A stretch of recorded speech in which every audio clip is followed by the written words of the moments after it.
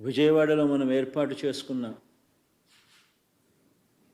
అంబేద్కర్ గారి మహాశిల్పం మన రాష్ట్రానికే కాదు దేశానికి కూడా ఇది తలమానికం. ఇది స్టాచ్యూ ఆఫ్ సోషల్ జస్టిస్, ఇది సామాజిక న్యాయ మహాశిల్పం. ఈ నెల 19వ తారీఖున చారిత్రక స్వరాజ్య మైదానంలో ఆవిష్కరించబోతా ఉన్న ఈ విగ్రహం దేశంలోనే కాదు ప్రపంచంలోనే అతిపెద్ద అంబేద్కర్ గారి విగ్రహం. ఇది 81 అడుగుల వేదిక మీద ఏర్పాటు చేసిన 125 అడుగుల మహాశిల్పం. అంటే మొత్తం మీద 206 అడుగుల ఎత్తైన విగ్రహం ఇది. ఆ మహానుభావుడి ఆకాశమంతటి వ్యక్తిత్వం ఈ దేశ సామాజిక, ఆర్థిక, రాజకీయ, మహిళా చరిత్రలన్నీ కూడా మార్చేలా దాదాపు 100 సంవత్సరాల క్రితమే ఆయన వ్యక్తం చేసిన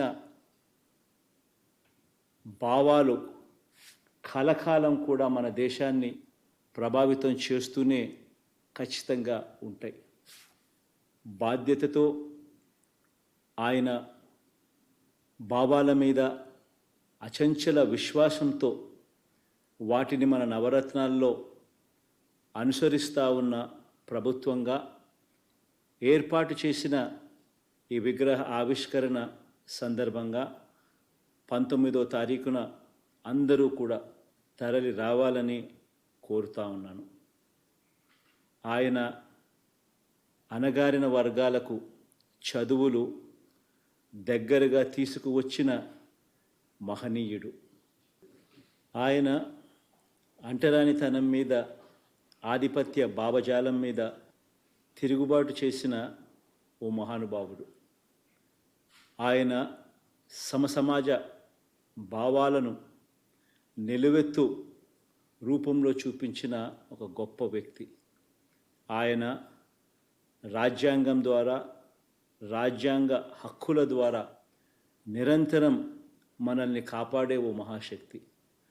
ప్రతి వాడలో ఉన్న ఆయన విగ్రహం అణగారిన వర్గాలకు నిరంతరం కూడా ధైర్యాన్ని ప్రసాదించే ఓ మహాస్ఫూర్తి. దళితులతో పాటు కులాలు, మతాలకు అతీతంగా పేదలందరి జీవితాల్లో ఈ 77 సంవత్సరాల్లో వచ్చిన అనేక మార్పులకు మూలం డాక్టర్ బాబాసాహెబ్ అంబేద్కర్ గారి భావాలు. కాబట్టే ఆయన్ను ఇంతగా మనమందరం కూడా గౌరవించుకుంటా ఉన్నాం. మన విజయవాడలో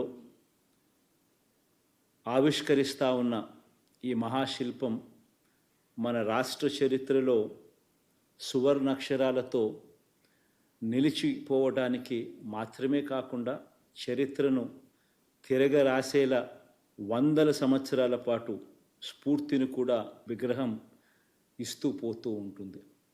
ఇది మన సమాజ గతిని సమతా భావాల వైపు మరల్చడానికి, సంఘ సంస్కరణకు, పెత్తందారి భావాల మీద తిరుగుబాటుకు, రాజ్యాధికారంలో పేదల స్థానాన్ని సుస్థిరం చేసేందుకు నిరంతరం స్ఫూర్తి ఇస్తుందని విశ్వసిస్తున్నాను. జై హింద్.